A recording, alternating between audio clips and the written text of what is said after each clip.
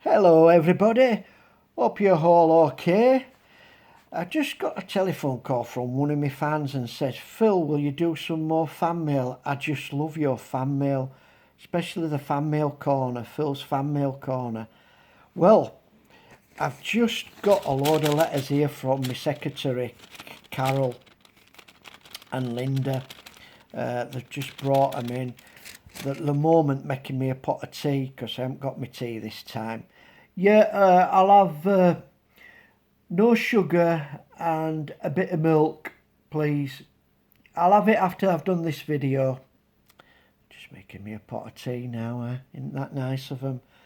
They're really good, my secretary and that. Oh, by the way, we're going to move into an haunted house soon. Yeah, haunted house, would you believe it? We're going to move to an haunted house. And yeah, I'll keep you informed about that.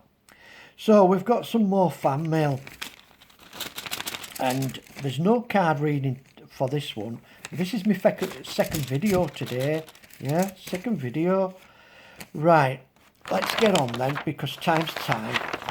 Who's the first letter today? Oh, I love it. I just love it. And it's Mrs. Penn. She's sent us a pen. The only one what sent us something today, Mrs. Penn. Thank you for that, Mrs. Penn. What is it you have to say, Mrs. Penn? Oh, let's get comfortable. Dear Phil, I am thinking of being an MP. What do you think of the MPs today? I have got some ideas and policies, but what do you think? Well, Miss Penn, I believe if you are going to be an MP, you can't do no more worse than what the MPs are doing at the moment. They are trying their best, aren't they? Although unemployment's rising and they're going to put the taxes up, aren't they? The NHS, the nurses are going on strike. Royal Mail are striking, is it December? And the trains, they've been going on strike, and a lot more thinking of coming out on strike. So, yeah, we're having our time with MPs. They're trying their best, aren't they? They really are. They're trying. And then we've got the problem with the migrants, aren't they, coming into our country. That's another problem they've got. I can't. That's something baffles me. Thousands of migrants coming into a country. We're only a small country. We really are. Lots of countries around the world, they're all wanting to come to poor little England. We're only a small country. If you look on an atlas or a map, compared to the rest of countries, and they all want to. Every country's wanting to come to England. Soon there'll be that many in England. We won't able to get out at door. I won't even go. I won't able to get me shopping. There'll be that many people. They're going to have to get an handle on that, aren't they? They really are. So, Mrs. Penn, yes, go and be an MP. You're not going to do any worse than what that lot are doing in Parliament at the moment. So, and if you've got good policies, well, go ahead with that, Mrs. Penn. Oh, wasn't that a lovely letter? Wasn't that a lovely letter? Oh, I can't wait for next one. Who we got? Let's see what we've got.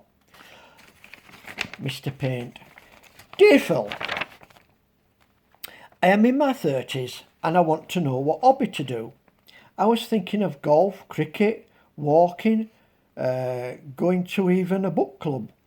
Have you any idea of what I can do, Phil? Well, Mr. Paint, with your name called Mr. Paint, it's just give me an idea at top of my head. I used to do paintball. Well, I did about a couple of them. And I think that's really good. It gets you out, you meet people, you get out in all weathers, rain, hail, snow, you name it. They do it with paintball. And it's really good. I enjoyed it, you know. You get your camouflage stuff on and you get your paintball gun. And when I first did it, I had my paintball gun, and there was this big guy in front of me. He was huge. He was built like Arnold Schwarzenegger. Anyhow, my gun went off by accident, and my paintball fired my gun, and the ball, the paintball from the gun fired, and it hit him in the backside, and all paint on his backside, and he turned around and said, "Who the heck was that?" And I turned around to other guys because I didn't want to be beat up. He were huge. He'd have made mincemeat out of me. Anyhow, I said to guys, who did that with him? Oh, he's shooting and hitting his backside. Anyhow, he had to go and change his trousers before he could do his paintball, bless him. He was a huge guy, he really was, But I was sorry for that. My gun just went off and I didn't know how to use it properly, so my gun just went off and paintball just hit him, So, Mr. Paint, yes, go and do some paintball. That's my advice. Hope you get on with that. Thank you. Right, our next letter, what we got here. Mr. Buttercup. Dear Phil, I am in my 80s and I can't get out now. I think it's arthritis in both my legs. Oh, I'm sorry for that. I am really sorry for that, Mr. Buttercup. Yes, Phil, my garden's overgrown. It needs weeding and it's just a mess, my garden, Phil. Well, have you any advice? Yes, Mr. Buttercup. Have you got any youths or youngsters on your street what are unemployed and just hanging about and doing naught with themselves and no job? Yes, you have, Mr. Buttercup. Well, go and have a little talk with them, a friendly little talk in their ear, and just ask them if anyone would help you do your gardening and weeding for you, Just give them something like a tenner and that, so that they'll be all right with that and you'll get help there. So try that, Mr. Buttercup, get help that way. Thank you for your letter and I hope you get your garden done. Thank you. Oh, that's a lovely letter. Yeah, this just sit back and enjoy yourself with your pot of tea. There's no reading today, it's just Phil's fan mail corner. I know Ken Dodd didn't. I keep going on about Ken Dodd, but what Ken Dodd did was you got your money's worth when you used to go and see him and that. And he never rushed off. He were on all the time and you couldn't get him off. Well, I'm getting like that. I really am. I'm really getting like that, to be honest. Right, our next letter is Mr. Wig. Dear Phil, have you got any advice for me? I went to the seaside with one of my girlfriends. How old are you, Mr. Wig? You're in your 30s. Okay. I went to the seaside with my new girlfriend and it was what seaside was it? It is Blackpool, Mr. Wig. Yes, I was there at the edge, at the seafront, and it was right windy, Philip. And I have a wig. I'm bald, and my new girlfriend didn't know it. I had a black wig, and she thought I looked like Elvis Presley. So I won her over. But when the wind caught me on the seafront, my wig blew off and went into the sea. And you can imagine my new girlfriend, she turned round, I was bald as oak, Phil. And she went, "Oh my God, you're bald. Oh my God." Yeah, but what I wanted to know is, what do I do now, Phil? She hasn't rung me up. We got off the day trip. I haven't seen her. She hasn't rung me up. And I'm worried about it. Have I lost her with me being bald? Well, Mr. Wig, my advice is get yourself a new wig. Explain to her that you're bald as oak. You can't help it.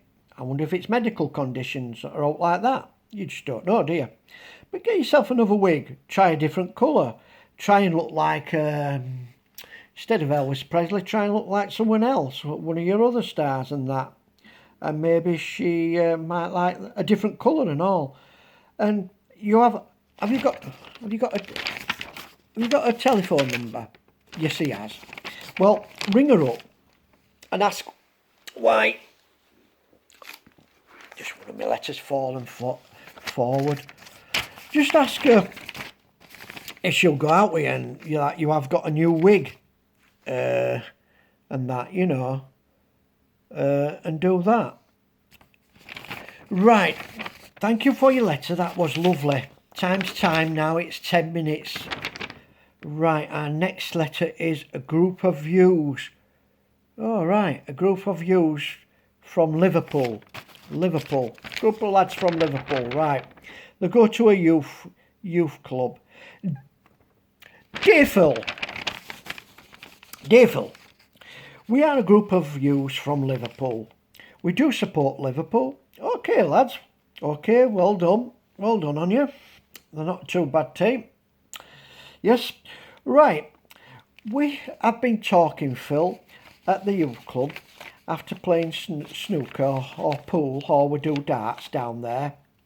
We were talking of what job to do because we're all unemployed with no job. But we're all thinking of what job? So we thought we'll write to Phil and ask him. Well, that's good on you, lads. I'm really appreciated that you have wrote your letter to me. Yeah, and I can give you some advice. Go into the army, lads.